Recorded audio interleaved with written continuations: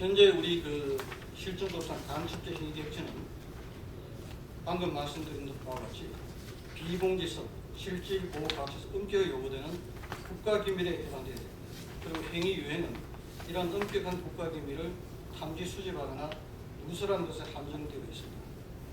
따라서 적국을 위해서 국가기밀 외의 정보 또는 첩보 수집 활동하거나 국가기밀이라 하더라도 우연한 기회에 지득한 국가기밀을 적국이나 외부에 누선다. 이런 행위는 다른 실정부에서 다른 죄명을 처벌할 수 있는지 여부는 변론을 간첩죄에는 해당되지 않습니다. 나아가 적국을 위하여 대한민국의 존립과 안전을 해하는 행위를 하더라도 그것이 국가기밀의 탐지 수집 및 누설에 해당하지 않는다면 실정법상 간첩 또는 간첩행위라고 할 수 있습니다. 그런데 스파이 활동의 규제 및 처벌이라는 것은 적국 또는 외국 세력에서 국가 존립의 외적 안전에 대한 침해 행위 위험성에 초점을 맞춰야 해야지 그 기밀의 비공개성 여부에서 결정하는 게 아니다. 이런 점에서 봐야 되지 않나. 이렇게 해야 간첩 또는 간첩에 대한 개념 정의가 효율적이고 체계적인 방첩 활동이 될 수 있을 것입니다. 세계 각국은 정보를 자국의 이익 실현을 위한 중요한 도구로 삼기 때문에 정보 전쟁의 실패나 패배가 국가의 외적 안전에 위험이나 국익 저해로 바로 연결됩니다. 이 때문에 각국의 정보기관들은 해외 등에서 정보 수집을 줄여가면서 다른 한편으로는 자국의 정보체계 건전성을 점검해서 외국 세력 침투를 막고 정부 등 사회 각국 내 침투해 있는 비밀 정보 제공자나 이중 간첩 등 해외 세력에 대한 정보 수집 활동을 규제하고 처벌하는 데 총력을 기울이고 있습니다. 이와 같이 적국을 포함한 해외 세력에 대한 정보 수집, 즉 스파이 활동 규제하고 처벌하는 방식이 있을 현행법과 같이 엄격한 의미의 국가기밀 탐지 수집 등 행위만을 간첩을 처벌하고 그 외의 첩보나 정보상에 대한 탐지 수집이나 그 밖의 국가 존립 안전을 침해하는 행위에 대해서는 아무런 규제나 처벌 규정을 두고 있지 않다는 것은 방첩 체계라는 점에서 많은 문제가 있다고 하지 않을 수 없습니다.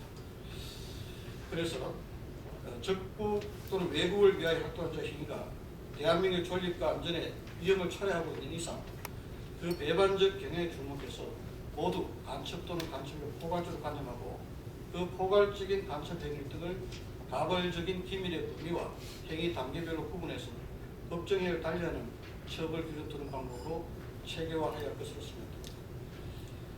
다음에 산업 스파이 규제 및 처벌에 관한 문제점을 보면은 이 법률들은 주로 회사 내부 피용자나 회사 내부의 관계자 등이 이 산업 기밀을 침해하는 주된 주체로 상정하고 있습니다. 그리고 외국 및 외국 세력에 대한 경제 간첩 행위나 산업 간첩 행위를 처벌하는 데는 한계가 있을 수밖에 없습니다. 또 오늘날 산업기술 영업비밀을 포함한 거래 비밀의 침해는 불법 부정한 방법으로 이루어지는 것이 아니고 또 자국 영토 내에서만 이루어지는 것이 아닌데도 형사처벌에 관한 강화이 한정되어 있습니다. 또 외국에 대한 산업기술의 제공의 경우에도 이득 목적 또는 산업기술을 외국 사용하거나 사용되게 한 목적 등 별도의 주관적 요건을 필요로 하고 있습니다. 그리고 형사처벌 영업비밀이나 산업기술 취득의 방법을 정치, 기망, 협박, 그 밖에 부정한 방법으로 한정했습니다. 이것은 나중에 미국의 경제간첩법과 비교해 볼 때 많은 문제점들이 있습니다. 이런 문제점을 가지고 우리가 외국의 입법례를 이제 살펴보는데 세 가지 관점에서 보면 되겠습니다. 우선 각 나라의 입법례가 예를 들면 일반법인 형법에 규정을 두고 있는가 아니면은 우리나라 국가보안법 같은 특별법 체계를 두고 있는가.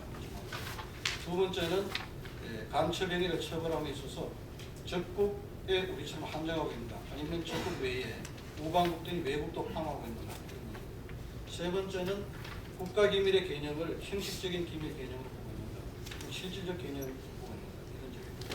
네 번째는 우리나라처럼 간첩을 국가기밀을 탐지 수집 또는 누설하는 행위에 한정하고 있는가 아니면은 간첩 행위의 다양한 행위 유형을 보고 있는가 이런 네 가지 관점에서 외국의 입법례를 살펴보면 되겠습니다.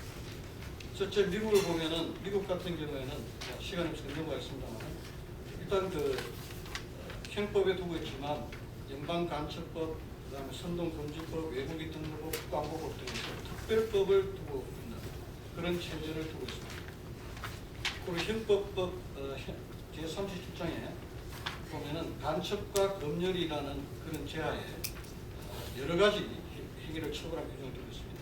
예를 들면 국방기밀의 수집 발송 멸시 793조, 외국 정보를 이롭게 하는 국방정보 수집 제한, 그다음 794조고 기타 국방시설 촬영 묘사, 국방시설 촬영은 항공에서 국방시설 사진 미출 판매, 기밀정보 공개 이렇게 처벌할 규정을 두고 있습니다. 그래서 행위 객체는 국방기밀에 관하여 일반적 추상적 정의 규정을 두고 있지 않고 국방기밀에 해당하는 사항을 붙여 열거하면서 특히 국방상 위해다 결정한 것이 다 그렇게 해서 형식적 비밀 개념을 차고 있습니다. 그러나 또 다른 한편으로는 국방기밀의 수집 발송만을 처벌한 것이 아니라 다양한 행위 유형을 두고 있습니다. 예를 들면 우리 법이 국가기밀의 탐지 수집 및 누설만을 간첩으로 파악하는 달리 일반적인 정보 수집과 누설, 공개 행위까지도 간첩죄로 포괄하면서 다만 기밀의 정도 및 행위 태양에 따라서 법적 행위를 달리하는 법 형식을 취하고 있습니다. 또 국방기밀에 관한 정보가 외국에 유리하게 사용될 것을 알거나 그와 같이 사용될 것으로 믿을 만한 상당한 이유가 있는 경우 또는 외국 정보에 유리한 방법으로 사용하는 경우라고 해서 적국이 아닌 외국을 위한 정보 수집 활동도 간첩 행위로 처벌하고 있다. 이런 점이 우리 법제와는 다른 차이가 하고 있습니다. 특히 이제 눈여겨볼 점은 미국 헌법도 45장 외국관계에 관한 장이 있는데 여기 보면은